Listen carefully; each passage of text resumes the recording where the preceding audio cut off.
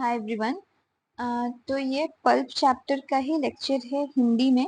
मुझसे कुछ लोगों ने कहा था कि उनको हिंदी में लेक्चर्स चाहिए और मेक्स मोर सेंस क्योंकि हिंदी हमारी फर्स्ट लैंग्वेज है, हमेशा हम सबके लिए समझने में आसान होता है। तो pulp will be the first chapter जिसको मैं हिंदी में भी अपलोड करूंगी एंड अगर मुझे अच्छा रिस्पॉन्स मिलता है तो I will go back and I will redo all the lectures in Hindi as well. Okay, तो starting with pulp, this is the first part. दो पार्ट में इसको कवर करेंगे। This is the first lecture, right. तो definition से start करते हुए, definition इसकी बहुत बड़ी है और कॉम्प्लिकेटेड है, राइट। इसको पढ़ने में ऐसे आप जाएंगे तो dental pulp can be defined as a rich vascularized and innervated connective tissue of mesodermal origin enclosed by dentine with communications to the periodontal ligament। ऐसे कभी नहीं याद होगी, लेकिन अगर आप इसको समझेंगे तो इसके 5 पार्ट है इस डेफिनेशन के। आप पहला पार्ट समझिए कि पल्प क्या है। तो ये कह रहा है कि सबसे पहले पल्प तो एक कनेक्टिव टिश्यू है, ठीक है। तो जस्ट रिमेम्बर कि पल्प पहले क्या है, उसका इंट्रोडक्शन क्या है, कनेक्टिव टिश्यू। नाउ इसका कनेक्टिव टिश्यू के क्या पार्ट्स हैं इसमें और क्या क्या है। तो ये वैस्कुलराइज्ड और इनर्वेटेड कनेक्टिव टिश्यू है, मतलब इसमें ब्लड वेसल्स हैं और इसमें नर्व्स हैं, ठीक है। तो पहला पार्ट क्लियर हुआ कि पल्प एक कनेक्टिव टिश्यू है which is vascularised and innervated. फिर इसका ओरिजिन इज मेसोडर्मल, ठीक है। तो third part is about the origin. उसके बाद ये सराउंडेड बाय डेंटिन, तो that is the fourth part कि इसके अराउंड डेंटिन होता है। और फिफ्थ पार्ट है कि इसका कम्युनिकेशन है पेरियोडोंटल लिगामेंट से। तो अगर आपको ये सिंप्लीफाई करना है तो एक पल्प है, डायग्राम से थोड़ा आसान होता है चीज़ों को याद करना। तो ये मेरा पल्प है, पल्प चेम्बर है। इसमें पहले तो आप याद रखिए कि पल्प है क्या। क्या आप कहेंगे कि पल्प क्या होता है। तो ये है कनेक्टिव टिश्यू, ठीक है। अब इसके अंदर क्या है, ब्लड वेसल। तो इट इज रिच वैस्कुलराइज्ड। ये इनर्वेटेड है, क्यों, क्योंकि इसमें नर्व्स हैं। फिर इसका ओरिजिन, ओरिजिन इज मेसोडर्मल। इसके अराउंड क्या होता है, तो इसके अराउंड है डेंटिन। और अगर हम और बाहर जाएं तो इसके कनेक्शंस होते हैं पेरियोडोंटल लिगामेंट से। तो आई होप कि ये 5 पार्ट में इसको ब्रेक करके आपके लिए याद करना आसान होगा। Now moving ahead, anatomy of pulp. तो ये टॉपिक बहुत इंपॉर्टेंट नहीं है एग्जाम पॉइंट ऑफ व्यू से, ये बस आपके समझने के लिए कि यू शुड बी अवेयर कि ऐसा भी होता है। ये भी चीजें हैं, यू शुडंट बी ब्लाइंड कि कोई आपसे पूछे तो आपको पता ही नहीं है कि क्या है। तो पल्प का पहला पार्ट होता है कोरोनल पल्प और दूसरा रेडिकुलर पल्प। तो जो भी पल्प क्राउन में होता है, this is the crown and the root, right. तो जो भी पल्प यहाँ क्राउन में होता है इसको कहते हैं कोरोनल पल्प। और ये जो भी रूट में होता है ये है रेडिकुलर पल्प, कोरोनल, रेडिकुलर, ठीक है। अगर आप सारे दांतों के पल्प को निकालें और उसको ऐड करें सबका वॉल्यूम तो वो आएगा 0.38 सीसी, ठीक है। तो volume of all permanent teeth pulps is 0.38 CC. अगर मैं 0.38 सीसी को 32 से डिवाइड कर दूं तो I will get the mean volume per teeth, mean volume of pulp per teeth. तो वो होता है 0.2 सीसी, ठीक है। फिर मोलर पल्प्स 3 से 4 गुना बड़े होते हैं इंसाइजर पल्प से, क्योंकि हमारे मोलर्स बड़े होते हैं तो उनका पल्प चेम्बर बड़ा होता है और उनके पल्प भी बड़े होते हैं। Now coming to the description, कि इन सारी चीजों का डिस्क्रिप्शन थोड़ा सा और डीप में जाएंगे जस्ट समझाने के लिए, कुछ ज्यादा याद रखने की जरूरत नहीं है। तो पहला है कोरोनल पल्प। कोरोनल पल्प में क्या होता है, जो बातें आपको याद रखनी है कि इसके 6 सर्फेसेस होते हैं। क्योंकि आप ऐसे देखेंगे तो ये क्यूब जैसा ही दिखेगा ना, एक क्यूब जिसके एक्सटेंशन होंगे थोड़े से। तो एक क्यूब के 6 सर्फेसेस होते हैं। अगर मैं इसको पल्प चेम्बर बनाने जाऊं तो ये थोड़ा सा ऐसे दिखेगा, राइट। तो इसके 6 सर्फेसेस हैं। इसके पल्प हॉर्न्स होते हैं जो कि नंबर ऑफ कस्प पे डिपेंड करते हैं। तो एक दांत में जितने कस्प होंगे उतने ही पल्प हॉर्न्स होंगे। और जैसे जैसे हमारी उम्र बढ़ती है यहाँ पे डेंटिन का डिपोजिशन बढ़ता जाता है। तो डेंटिन का डिपोजिशन बढ़ता जाता है तो पल्प हमारा छोटा होता जाता है, ठीक है। तो इसमें से आपको 3 बातें याद रखनी है। फिर आगे जाते हैं तो रेडिकुलर पल्प। तो रेडिकुलर पल्प होता है पल्प जो कि रूट में प्रेजेंट होता है, ठीक है। सर्वाइकल रीजन से लेके रूट तक जाता है। जितने रूट्स होंगे उतने रेडिकुलर पल्प होंगे। तो एंटीरियर्स में ये सिंगल होता है क्योंकि हमारे एंटीरियर्स के सिंगल रूट होते हैं, और पोस्टीरियर्स, मोलर्स और प्रीमोलर्स में मल्टीपल होता है क्योंकि उनके मल्टीपल रूट्स होते हैं। फिर ये कॉन्टिन्यूस होता है पेरी अपाइकल कनेक्टिव टिश्यू से थ्रू अपाइकल फोरामेन। तो इसका क्या मतलब है कि अगर मेरा ये रूट है, हाँ, और ये मेरा क्राउन है, तो यहाँ पे मेरा एक फोरामेन होगा और यहाँ पे मेरे पास रेडिकुलर पल्प है। तो ये रेडिकुलर पल्प इस फोरामेन के थ्रू जो मेरे पास बाहर पेरिडोंटल लिगामेंट्स हैं उससे कनेक्शन बनाता है, ठीक है, उससे कॉन्टिन्यूअस होता है ये इसका मतलब। फिर coming to apical foramen, now अब इस फोरामेन के बारे में बात करते हैं। तो ये फोरामेन मैक्सिलरी टीथ में इसका डायमीटर होता है 0.4 mm और मैंडिबुलर टीथ में इसका डायमीटर होता है 0.3 mm। और इसका लोकेशन चेंज हो सकता है डिपेंडिंग ऑन कि उस टीथ का क्या फंक्शनल पोजीशन है, उस पर कैसा फोर्स लग रहा है। तो अगर मैंने ब्रेसेस लगाए हैं और मैं इस टीथ पे इधर की तरफ फोर्स अप्लाई कर रही हूँ, ultimately this tooth will move over here, okay. और जैसे ये टूथ यहाँ पे आएगा, इसके साथ साथ ये अपाइकल फोरामेन भी यहाँ पे शिफ्ट हो जाएगा।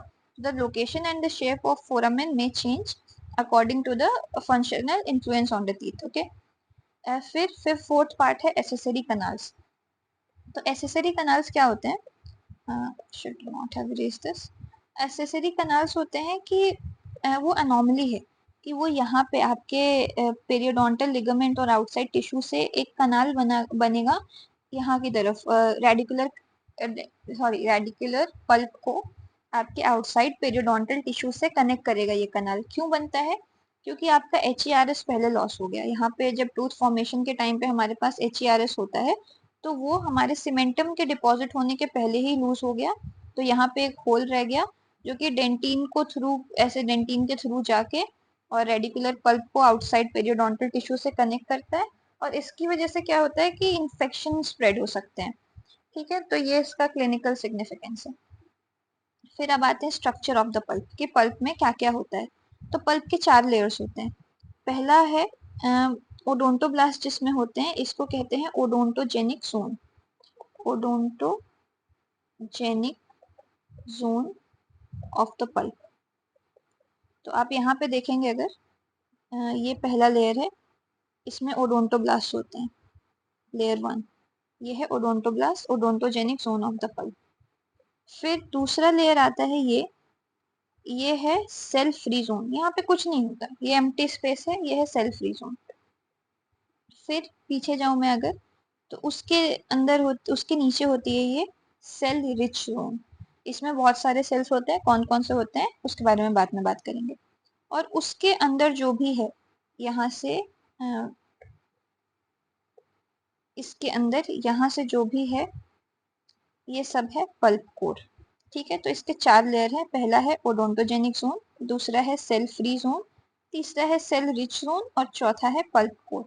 सबका क्या फंक्शन है? तो पहला ओडोंटोजेनिक जोन, इसमें कुछ ऐसा समझने जैसा नहीं है। आपके पास ओडोंटोब्लास्ट हैं जिनकी सेल बॉडी पल्प के अंदर होती है। यहाँ से आपका पल्प स्टार्ट हो रहा है, इनकी सेल बॉडी पल्प के अंदर है और इनके ट्यूब्यूल्स डेंटिन में है जो कि डेंटिन फॉर्म कर रहे हैं। तो ये है odontogenic zone which is just a layer of odontoblast. दूसरा है सेल फ्री जोन, कुछ नहीं है, एम्प्टी स्पेस है। तो इसमें इसका सिग्निफिकेंस क्या है कि मेरे पास ओडोंटोब्लास्ट हैं यहाँ पे। मैं इसी डायग्राम में समझाती हूँ, आपके लिए समझने में आसानी होगी।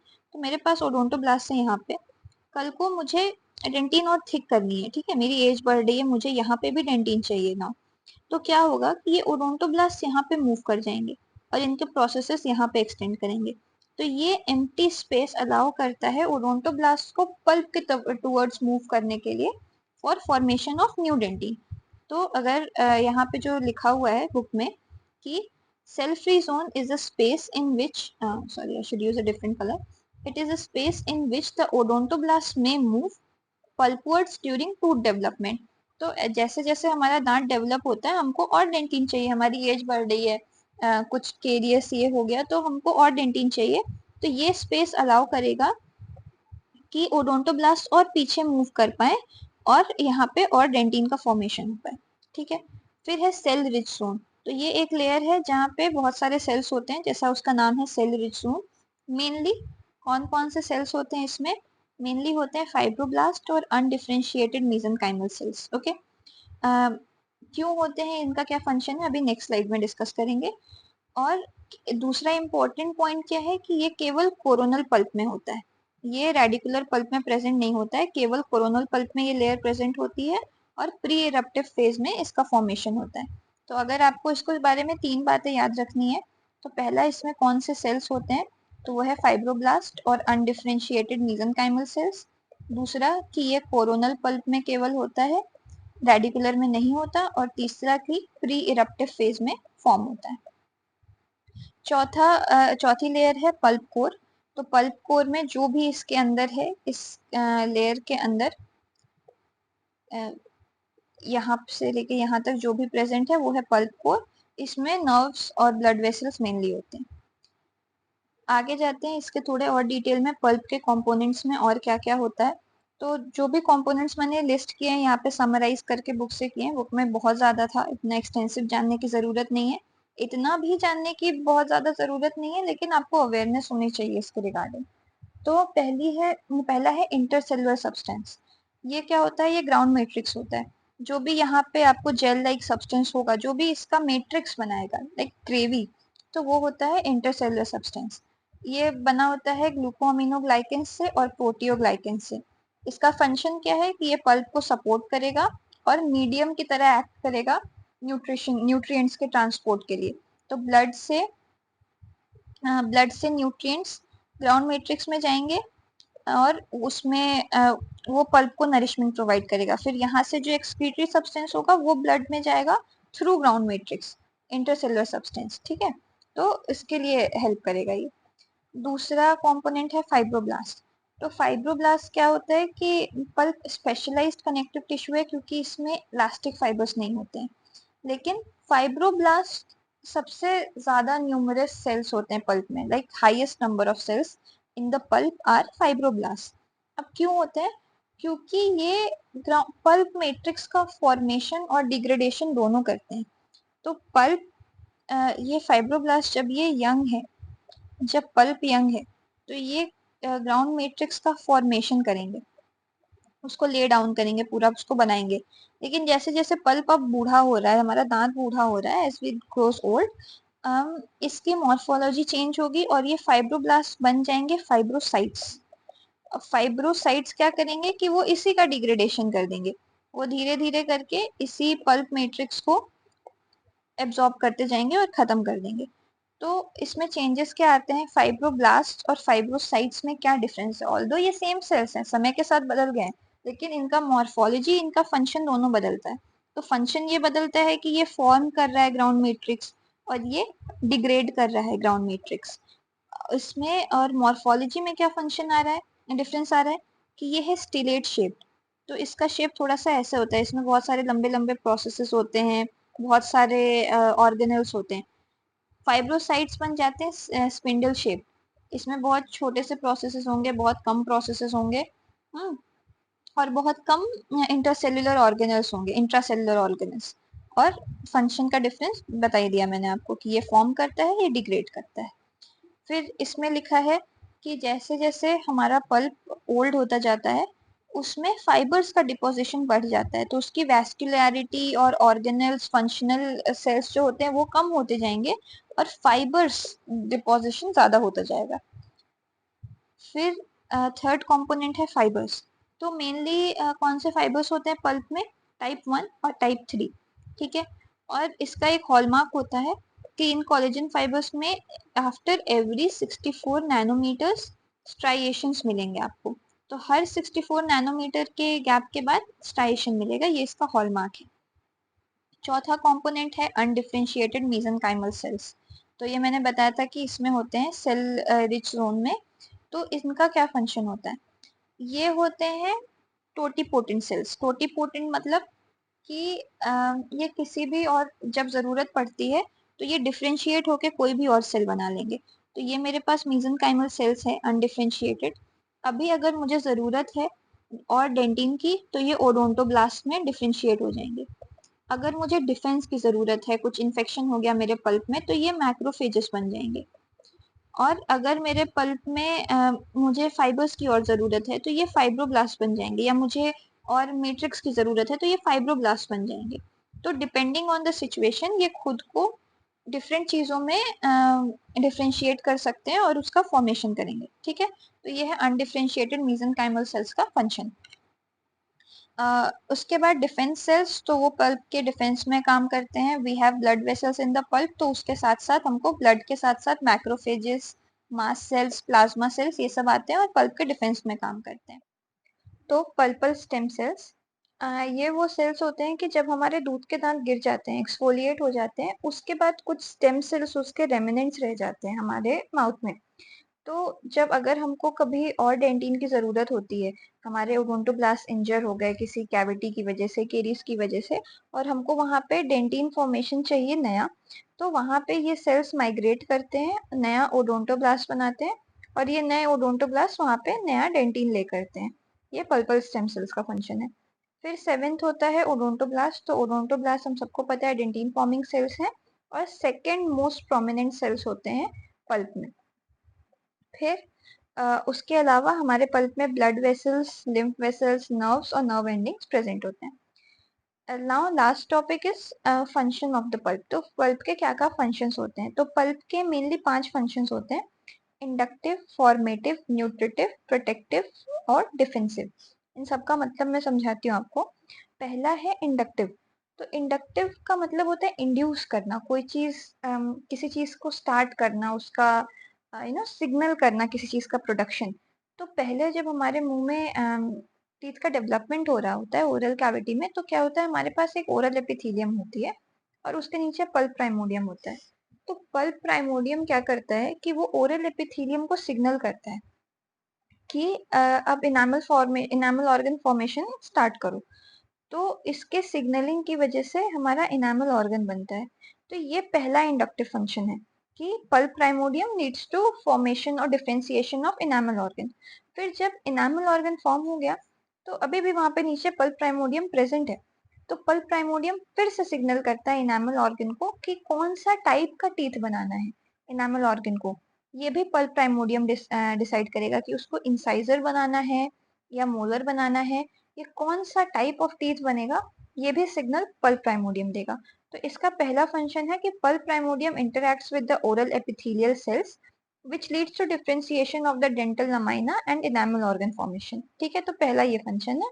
और फिर it interacts with enamel organ to determine the type of tooth। तो ये दूसरा फंक्शन है। फिर है सेकेंड फंक्शन फॉर्मेटिव। फॉर्मेटिव मतलब कि किसी चीज का फॉर्मेशन करना। और फॉर्मेटिव क्या फंक्शन है, क्या फॉर्म करता है पल्प? तो पल्प डेंटिन का फॉर्मेशन करता है। ये कैसे? क्योंकि हमारा जो टूथ है, ये हमारा टूथ है और इसमें हमारा पल्प चेम्बर है। तो पल्प चेम्बर के अंदर हमारे ओडोंटोब्लास्ट सेल्स प्रेजेंट होते हैं, उनकी बॉडी प्रेजेंट होती है और ये ट्यूब्यूल्स बाहर होते हैं। और यही ओडोंटोब्लास्ट सेल्स रिस्पॉन्सिबल होता है डेंटिन प्रोडक्शन के लिए। तो सिंस ये प्रेजेंट है पल्प के चेम्बर के अंदर, पल्प कहता है कि I am also responsible for dentin production, क्योंकि जो सेल्स डेंटिन को प्रोड्यूस कर रही है वो तो मेरे अंदर प्रेजेंट है। तो इसका एक फंक्शन फॉर्मेटिव है कि ये डेंटिन का प्रोडक्शन कर रहा है। फिर तीसरा फंक्शन है न्यूट्रिटिव। तो न्यूट्रिटिव मतलब किसी को नरिश करना। तो ये किसको नरिश करता है? पल्प में है ब्लड सप्लाई, यहाँ पे वैस्कुलर सप्लाई है, और ये वैस्कुलर सप्लाई ओडोंटोब्लास्ट को नरिश करती है। तो अगेन ये डेंटिन फॉर्मिंग सेल्स जो आपके ओडोंटोब्लास्ट है, उसको अपने ब्लड सप्लाई के थ्रू नरिशमेंट प्रोवाइड कर रहा है, और इन दैट वे कि ये डेंटिन का फॉर्मेशन भी हेल्प कर रहा है और उसका नरिशमेंट भी प्रोवाइड कर रहा है। चौथा फंक्शन है प्रोटेक्टिव। तो ये आपको पल्प किस चीज से प्रोटेक्ट कर रहा है? तो पल्प में होते हैं नर्व्स। नर्व्स क्या करेंगे कि ये स्टिमुलाई डिटेक्ट करेंगे, कोई भी इंजरी, ठंडा गर्म कुछ भी जो हमको फील होता है वो नर्व्स की वजह से होता है, जो कि हमारे पल्प में प्रेजेंट है। तो ये जो स्टिमुलाई डिटेक्ट करते हैं, स्टिमुलाई के बेसिस पे ये रिस्पॉन्स देंगे। अब जैसे हमने रिफ्लेक्स आर्क पढ़ा था, रिफ्लेक्स आर्क में हम जब कोई गर्म चीज छूते थे तो हम अपना हाथ हटा लेते थे, वो रिफ्लेक्स होता था। अब यहाँ पे हाथ तो ऐसा कुछ है नहीं कि हम स्टिमुलाई से दूर भाग जाएंगे, लेकिन पल्प में क्या प्रेजेंट है? पल्प में है ब्लड वेसल्स। तो जब स्टिमुलाई फील होता है, तो पल्प क्या करता है कि अपने ब्लड वेसल्स को कंस्ट्रिक्ट कर देता है, ताकि ब्लड सप्लाई पल्प में कम हो जाए। अब ब्लड में पल्प सप्लाई कम हो जाएगी, तो अगर कोई इन्फेक्शन आ रहा है तो वो स्प्रेड होने के चांसेस कम हो जाएंगे, ब्लड सप्लाई रिड्यूस हो गई है। या कोई भी और ट्रॉमा और इंजरी आ रही है, तो वहां पे सप्लाई कम करने से उस चीज को वो चीज आपको अफेक्ट करेगी, इस चीज के चांसेस कम हो जाएंगे। तो ये उसका रिस्पॉन्स होता है, प्रोटेक्टिव रिस्पॉन्स पल्प का। फिर है डिफेंसिव और रिपेरेटिव फंक्शन। तो रिपेरेटिव फंक्शन में क्या होता है कि अगर मेरा टीथ यहाँ पे डैमेज था, कुछ केरीज थी मुझे फॉर सम रीजन, और उसके बाद मैंने इसको हटा लिया, मैं डेंटिस्ट के पास गई और ये केरीज मेरी क्लीन हो गई। अब मुझे यहाँ पे चाहिए, अब मेरे दांत को ये होगा कि हाँ ठीक है, ये तो रेस्टोर्ड है, अब सब कुछ ठीक है, तो यहाँ पे मुझे और डेंटिन लेकर नहीं, क्योंकि डेंटिन तो हटा दी डेंटिस्ट ने। तो यहाँ पे मुझे आगे, ताकि रिकरेंट केरीज ना हो और इस एरिया में प्रोटेक्शन के लिए टर्शियरी डेंटिन ले करेगा मेरा टूथ।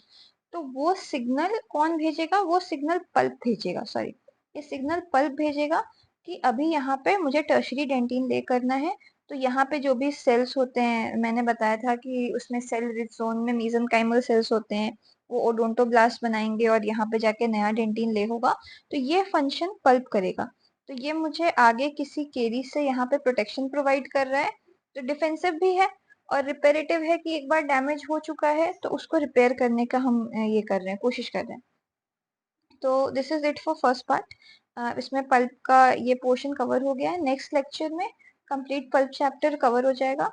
और इस चैप्टर के नोट्स के लिए you can follow the Telegram channel. Thank you.